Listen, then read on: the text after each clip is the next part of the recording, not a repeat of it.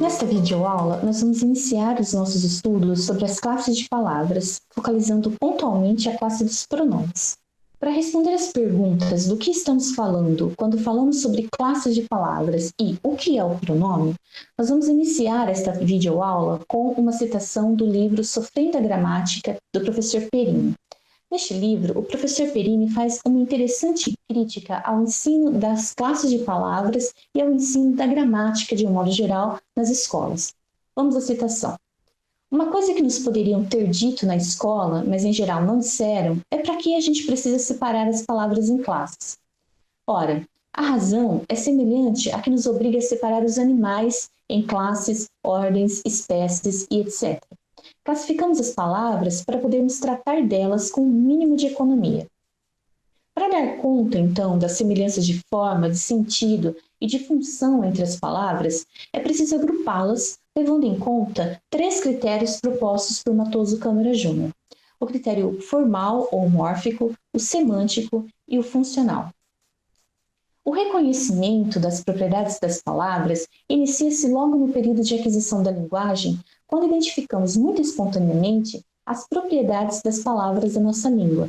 Por exemplo, a sua morfologia, as propriedades da sua distribuição preferencial pela sentença e assim por diante. Dessa forma, o trabalho na escola deveria ser apenas o de explicitar esse conhecimento que nós já temos como falantes de nossa língua. Nós vamos abordar, então, nessa aula, as propriedades da classe dos pronomes. Primeiramente, vamos reconhecer os pronomes nos exemplos. Todos os exemplos apresentados aqui foram retirados do livro Pequena Gramática do Português Falado, do professor Castilho e da professora Elias. Em um, nós temos: o menino chegou, ele chegou, eu também cheguei e você desapareceu. Em ele chegou, o pronome ele substitui e retoma o menino. Em eu também cheguei e você desapareceu, os pronomes eu e você estão envolvidos com as pessoas da conversação, ou seja, com as pessoas do discurso. São os pronomes pessoais. Em dois, nós temos: peguei a minha bicicleta, peguei a tua bicicleta, peguei a nossa bicicleta, peguei a minha, peguei a tua, peguei a nossa. Nesse caso, minha, tua e nossa estabelecem uma relação entre as pessoas do discurso e o objeto bicicleta. São os pronomes possessivos. Em 3, nós temos: comprei este computador, esse computador não é meu, aquele computador é da loja, comprei este, esse não é meu, aquele é da loja. Os pronomes este, esse e aquele estabelecem a posição ocupada pelo objeto computador no espaço, tomando os interlocutores como ponto de referência. São os pronomes demonstrativos. Em 4, nós podemos observar: você tem algum dinheiro aí para me emprestar? Ou será que você não tem nenhum dinheiro? Você tem algum aí para me emprestar? Ou será que você não tem nenhum? Aqui, os pronomes algum e nenhum remetem a uma quantidade desconhecida de dinheiro. São os quantificadores indefinidos. Por fim, em 5, nós temos: o filho da vizinha que chegou ontem é estudante. Nesse exemplo, o pronome que retoma a expressão o filho da vizinha e insere nela a sentença chegou ontem. Por conta dessa dupla funcionalidade, enquanto pronome e enquanto conjunção, o que foi denominado pronome relativo. Dessa forma, os pronomes pessoais, os possessivos, os demonstrativos, os quantificadores indefinidos e os relativos podem retomar um substantivo previamente enunciado, substituindo na sentença. O nome técnico dessa propriedade de retomada é anáfora. No caso dos pronomes pessoais, apenas o pronome ele, o de terceira pessoa, é anafórico. Os outros pronomes pessoais, o de primeira pessoa eu, que representa a pessoa que fala, e o de segunda pessoa você, que representa aquela com quem se fala, designam os participantes de uma conversação. Por isso, são tecnicamente denominadas palavras deíticas. Dessa forma, quando falamos em pronomes, estamos falando em classes gramaticais. E quando falamos em anáfora ou em deixis, estamos pensando em classes semânticas. Não há, dessa forma, uma correspondência bionívoca entre as classes gramaticais e as classes semânticas. No entanto, o estudo das classes gramaticais pode se tornar extremamente artificial se os separarmos do estudo semântico. Alguns pronomes podem colocar-se antes ou depois dos substantivos, como é o caso dos pronomes possessivos, dos demonstrativos e dos quantificadores indefinidos. Eu posso dizer minha casa ou casa minha, por exemplo. Outros já não têm essa propriedade, como é o caso dos pronomes pessoais e dos relativos. Isso quer dizer que os possessivos, os demonstrativos e os quantificadores indefinidos funcionam cumulativamente como especificadores das expressões nominais. Então, além de substituí-las, eles podem também especificá-las. Isso significa, então, que os pronomes, assim como as palavras de um modo geral, são polifuncionais. E é essa polifuncionalidade que nos desobriga de termos uma palavra e uma construção sintática específica para cada função na língua. Vamos abordar agora os pronomes pessoais. No português brasileiro, a classe dos pronomes pessoais passa por uma grande reestruturação. Eu vou mostrar alguns aspectos dessa reestruturação. Em relação à primeira pessoa. A primeira pessoa do plural, nós, tem sido substituída pela expressão nominal indefinida a gente.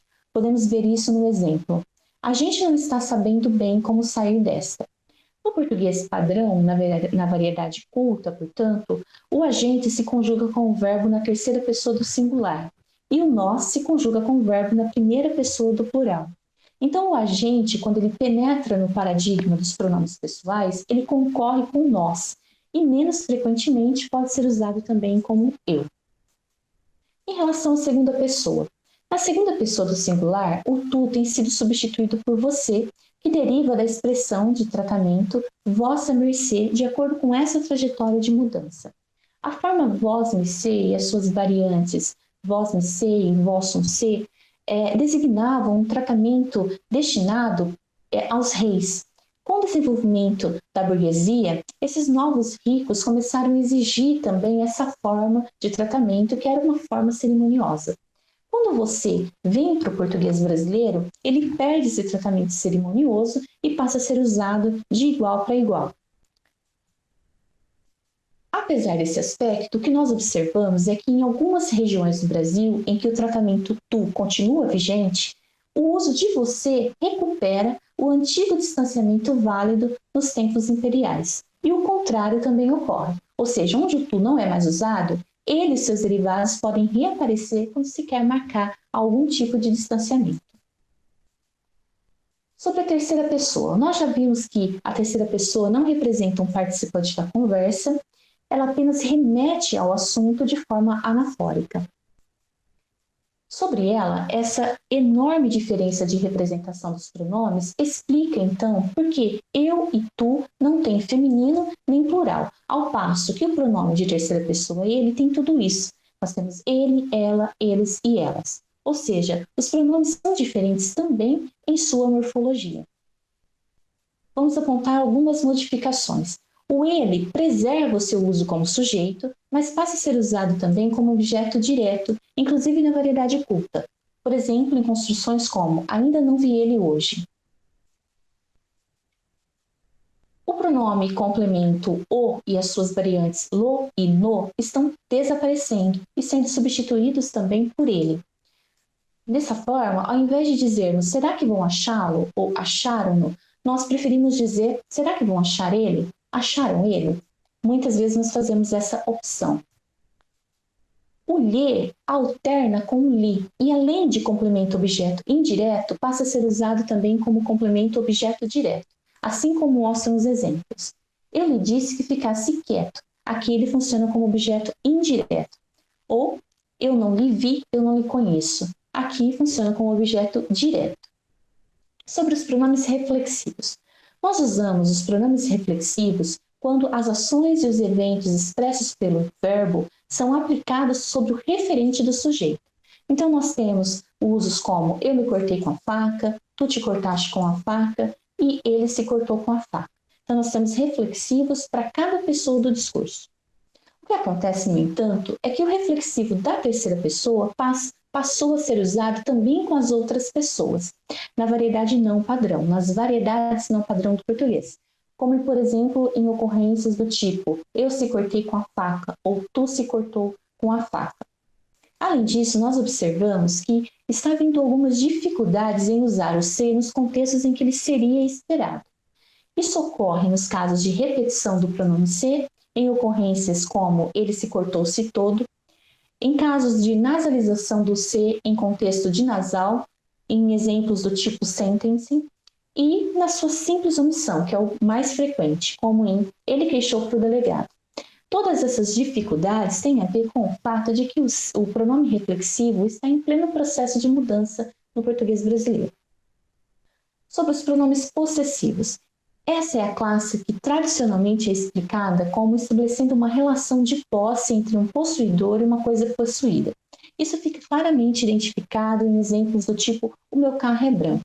Mas será que dá para explicar dessa forma exemplos do tipo eu acho que o meu conceito de morar bem é diferente?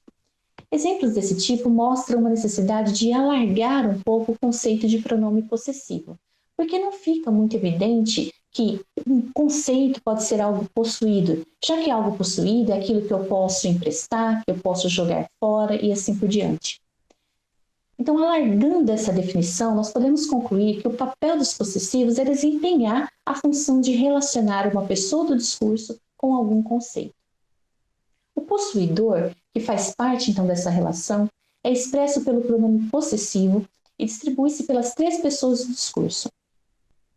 Caso o pronome vosso desapareceu do português culto falado no Brasil, e com o enfraquecimento também de teu, ficou vazio o espaço de segunda pessoa do quadro pronominal. O que acontece então?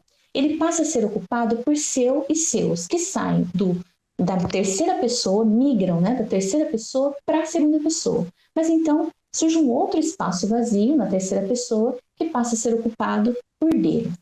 Dessa forma, o paradigma dos pronomes pessoais ajustado ao dos pronomes possessivos fica assim: eu, nós, meu, nosso, você, vocês, seu, seus, e ele, eles, dele, deles.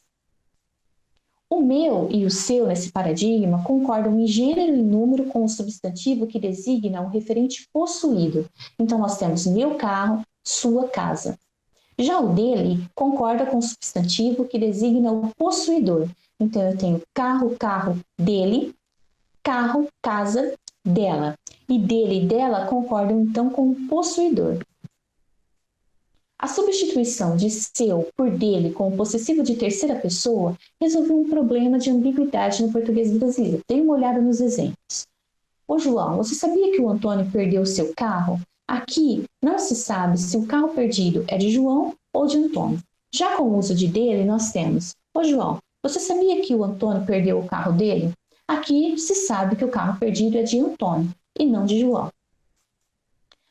A primeira propriedade sintática dos possessivos é que podem ocorrer numa posição pré-nominal, não marcada, como por exemplo em meu filho não anda por aí em más companhias, e também numa posição pós-nominal, nesse caso marcada, enfática, como por exemplo em filho meu leva as coisas a sério.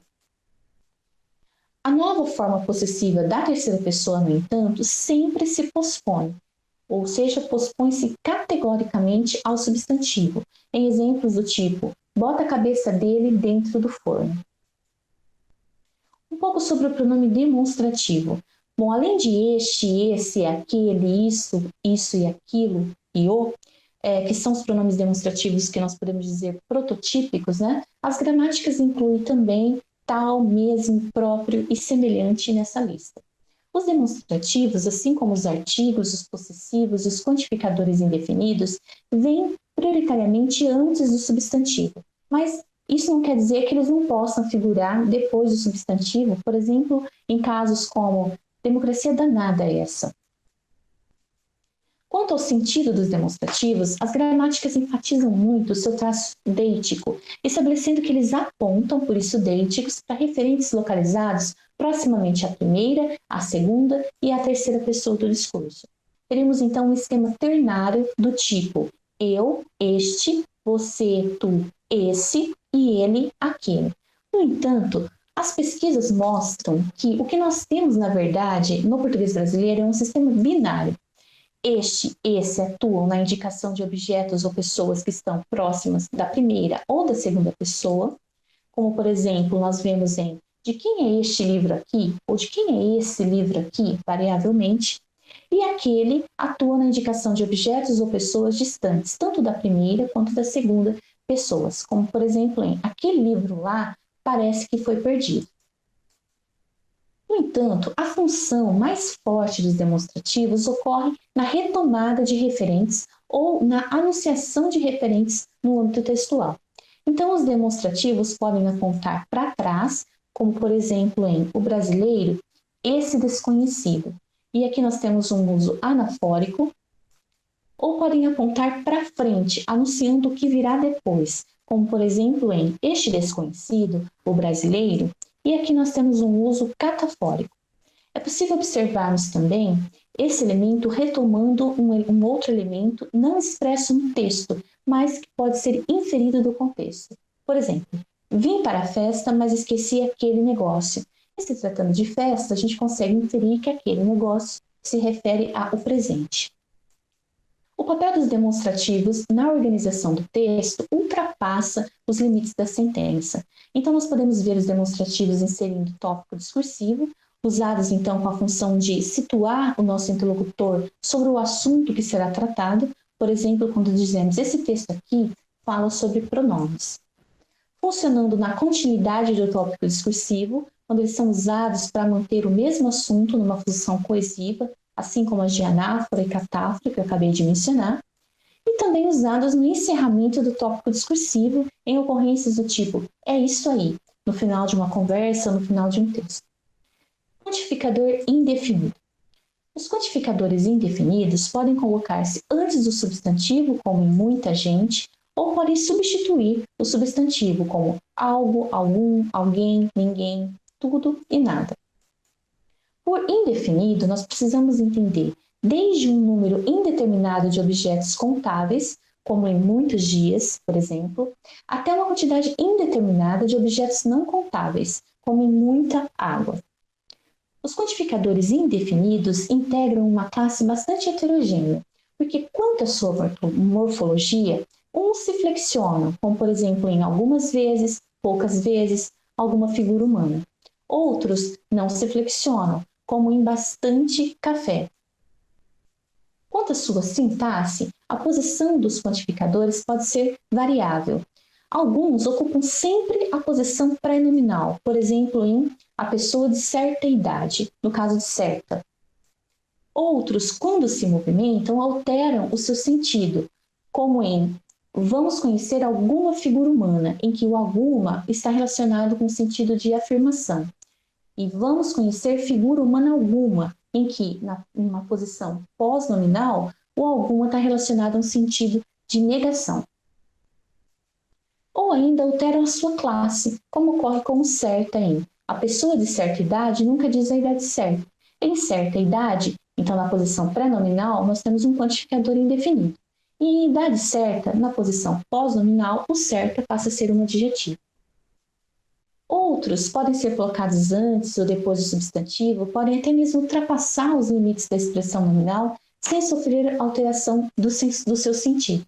É o que ocorre com todas nos exemplos. Na cidade, todas as pessoas estavam comentando o filme. Na cidade, as pessoas todas estavam comentando o filme. Na cidade, as pessoas estavam comentando o filme. Todas. Quanto à semântica, alguns são privativamente negativos, como, por exemplo, nenhuma paixão, nenhum bairrismo. Os quantificadores indefinidos têm também funções textuais. Por quê? Porque eles contribuem para que um texto tenha um caráter de indefinitude, de imprecisão. Nesse caso, normalmente eles vêm acompanhados de substantivos de conteúdo genérico e em contextos com grande pluralização. Assim como nós podemos observar nesse exemplo em que nós temos alguma acompanhando coisa, qualquer acompanhando forma, num ambiente com várias marcações de plural. Sobre os pronomes relativos, vamos observar os exemplos. E eu, que não tinha nada com aquilo, quase apanhei. Essa é a razão pela qual tratei de cair fora. A casa onde morei caiu com a chuvarada. O menino, cujo pai é uma fera, está aí fora. As formas em destaque funcionam na retomada de um conteúdo expresso anteriormente, evitando a repetição. Como nós podemos observar aqui nessa paráfrase do primeiro exemplo, em que não foi usado o pronome relativo. E eu não tinha nada com aquilo. São chamados relativos, então, os pronomes que desempenham uma dupla função. Como pronomes, eles retomam o seu antecedente de natureza nominal. E como conjunções, eles encaixam uma sentença na expressão nominal ou pronominal anterior. O pronome quem, ele retoma um conteúdo que não está expresso na sentença. Por exemplo, aquele que passou, passou. Nós podemos dizer quem passou, passou. Também os pronomes relativos estão mudando muito rapidamente no português brasileiro, mas esse vai ser o tema de uma outra videoaula. Bom, até aqui nós conseguimos observar um pouco sobre o funcionamento, o comportamento dos pronomes no português brasileiro. Nas nossas próximas videoaulas, nós vamos começar o estudo sobre os verbos. E vai ficar claro para vocês como que esse conhecimento sobre os pronomes pode nos ajudar a entender a conjugação verbal, entender a formação da sentença simples e a organização do texto como um todo. Até mais!